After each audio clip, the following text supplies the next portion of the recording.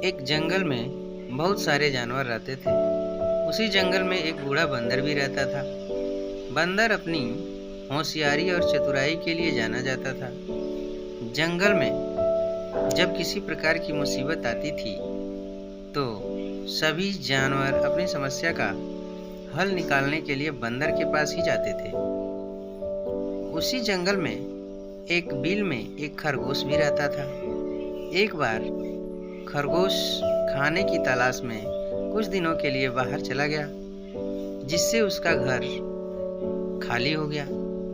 खरगोश का बिल खाली देखकर एक खरगोशनी उस बिल में रहने लगी। कई दिनों बाद जब खरगोश वापस आया तो उसने देखा कि उसके बिल में एक खरगोशनी रह रही है।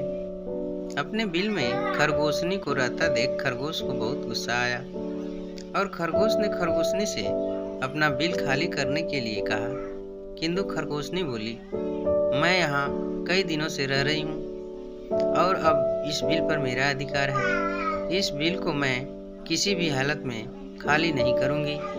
खरगोशनी की बात सुनकर खरगोश बोला, तुम तो अभी कुछ दिन से ही रह रही हो इस बिल में। मैं तो यहाँ कई वर्षों से रह रहा हूँ। मैं कुछ दिनों के लिए बाहर चला गया था तो तुम मेरे बिल पर कब्जा करना चाहती हो। मैं ऐसा नहीं होने दूंगा। इस प्रकार दोनों में काफी वाद विवाद होने लगा और समस्या का हल ना निकलते देख खरगोश और खरगोशनी उस बूढ़े बंदर के पास गए और दोनों ने उसे अपनी अपनी समस्या बतलाई। बूढ़े बंदर ने दोनों को समझाने का बहुत प्रयत्न किया, किंतु दोनों अपनी बात से टस से मस नहीं हुए। दोनों ही बिल छोड़ने को तैयार नहीं थे। दोनों की बात सुनकर बूढ़े बंदर ने कहा, मैं बहुत देर से तुम्हारी बातें सुन रहा हूँ और मुझे लग रहा है कि तुम दोनों में से कोई भी इस बिल को खाली नहीं करेगा। अब तुम दोनों बड़े हो गए हो और तुम्हारी शादी की उम्र भी हो गई है। मेरे विचार से तुम दोनों के स्वभाव भी आपस में मिलते हैं, इसलिए तुम दोनों को आपस में शादी कर लेना चाहिए। इससे तुम दोनों को बिल भी खाली नहीं करना पड़ेगा और दोनों को इस बिल में अपना दावा भी नहीं छोड़ना पड़ेगा। खरगोश और खरगोशनी दोनों को बंदर की बात बहुत पसंद आई और उन दोनों ने आपस में शादी कर ली। दोनों की शादी में जंगल के सभी जानवर आए और इस प्रकार खरगोश और खरगोशनी एक साथ सुखी पूर्वक उसी बिल में रहने लगे। एक जंगल में दो बकरियां रहती थी। वो दोनों जंगल के अलग अलग हिस्से में घास खाती थी। उस जंगल में एक नदी भी बहती थी, जिसके बीच में एक बहुत ही कम चौड़ा पुल था। इस पुल से एक समय में केवल एक ही जानवर गुजर सकता था। इन दोनों बकरियों के साथ भी एक दिन कुछ ऐसा ही हुआ। एक दिन घास चरते चरते दोनों बकरियां नदी तक आ पहुंची। ये दोनों नदी पार करके जंगल के दूसरे हिस्से में जाना चाहती थी। अब एक ही समय पर दोनों बकरियां नदी के पुल पर थी। पुल की चौड़ाई कम होने के कारण इस पुल से केवल एक ही बकरी एक बार में गुजर सकती थी, लेकिन दोनों में से कोई भी पीछे हटने को तैयार नहीं था। इस पर एक बकरी ने कहा, सुनो, मुझे पहले जाने दो, तुम मेरे बाद पुल पार कर लेना। वहीं दूसरी बकरी ने जवाब दिया, नहीं, पहले मुझे पुल पार करने दो, उसके बाद तुम पुल पार कर लेना। यह बोलते बोलते दोनों बकरियां पुल के बीच तक जा पहुंची। दोनों एक दूसरे की बात से सहमत नहीं थी। अब बकरियों के बीच तू मैं शुरू हो गई। पहली बकरी ने कहा, पहले पुल पर मैं आई थी, इसलिए पहले मैं पुल को पार करूंगी।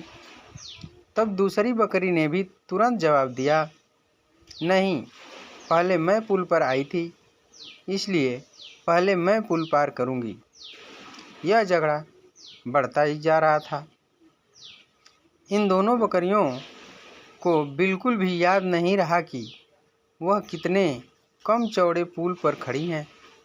दोनों बकरियां लड़ते लड़ते अचानक से नदी में गिर गई। नदी बहुत गहरी थी और उसका बहाव भी तेज था, जिस कारण दोनों बकरियां उस नदी में बहकर मर गई। इस कहानी से हमें यही शिक्षा मिलती है कि झगड़े से कभी किसी समस्या का हल नहीं निकलता, उल्टा इससे सभी का नुकसान होता है। इसलिए ऐसी अवस्था में शांत दिमाग से काम लेना चाहिए। एक चिड़िया का परिवार पेड़ पर घोंसला बनाकर मज़े से रहता था। एक दिन वह दाना पानी के चक्कर में अच्छी फसल वाले खेत में पहुंच गया। वहां खाने पीने की मौज से बड़ा ही खुश हुए। एक खुशी में रात को वह घर आना भी भूल गया और उसके दिन मज़े में वहीं बीतने लगे। इधर शाम को एक खरगोश उस पेड़ के पास आया जहाँ चिड़िया का परिवार का घोंसला था।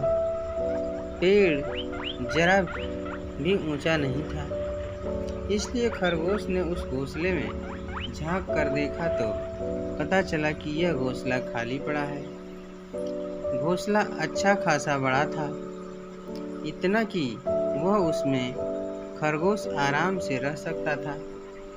उसे यह बनाया घोंसला पसंद आ गया और इसने यहीं रहने का फैसला कर लिया। कुछ दिन बाद वह चिड़िया का परिवार खा खा कर मोटा ताजा बनकर अपने घोंसले की याद आने पर वापस लौटा। उसने देखा कि घोंसले में खरगोश आराम से बैठा हुआ है, तो उन सभी को बड़ा गुस्सा आया। उसने खरगोश से कहा, चोर कहीं के, मैं नहीं था तो मेरे घर में घुस गए हो। चलो निकलो मेरे घर से। जरा भी शर्म नहीं आई मेरे घर में रहते हुए। खरगोश शांति से जवाब देने लगा, कहाँ का तुम्हारा घर? कौन सा तुम्हारा घर? यह तो मेरा घर है। पागल हो गए हो तुम? अरे कुआं, तालाब या पेड़ एक बार छोड़कर कोई जाता है तो अपना हक भी गंवा देता है।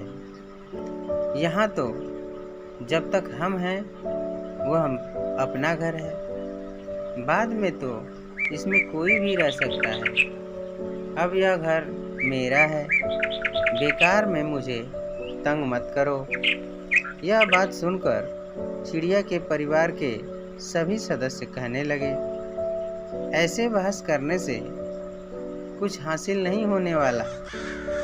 किसी धर्म पंडित के पास चलते हैं, वह जिसके हक में फैसला सुनाएगा उसे घर मिल जाएगा। उस पेड़ के पास से एक नदी बहती थी। वहाँ पर एक बड़ी सी बिल्ली बैठी थी। वह कुछ धर्म पाठ करती नजर आ रही थी। वैसे तो यह बिल्ली इन दोनों की जन्मजात शत्रु है, लेकिन वहाँ और कोई भी नहीं था, इसलिए उन दोनों ने उसके पास जाना और उससे न्याय लेना ही उचित समझा। सावधानी बरतते हुए बिल्ली के पास जाकर उन्होंने अपनी समस्या बताई। उन्होंने कहा, हमने अपनी उलझन तो बता दी, अब इसका हल क्या है? इसका जवाब आपसे सुनना चाहते हैं। जो भी सही होगा उसे वह घोंसला मिल जाएगा। और जो झूठा होगा उसे आप खा लें। अरे, यह तुम कैसी बातें कर रहे हो? हिंसा जैसा पाप नहीं इस दुनिया में। दूसरों को मारने वाला खुद नरक में जाता है। मैं तुम्हें न्याय देने में तो मदद करूंगी, लेकिन झूठे को खाने की बात है तो वह मुझसे नहीं हो पाएगा। मैं एक बात तुम लोगों को कानों में कहना चाहती हूँ, जरा मेरे करीब आओ। खरगोश और वह चिड़िया खुश हो गए कि अब फैसला होकर रहेगा, और उसके बिल्कुल करीब गए। फिर क्या? करीब आए खरगोश को पंजे में पकड़कर मुंह से चिड़िया को बिल्ली ने नोच लिया।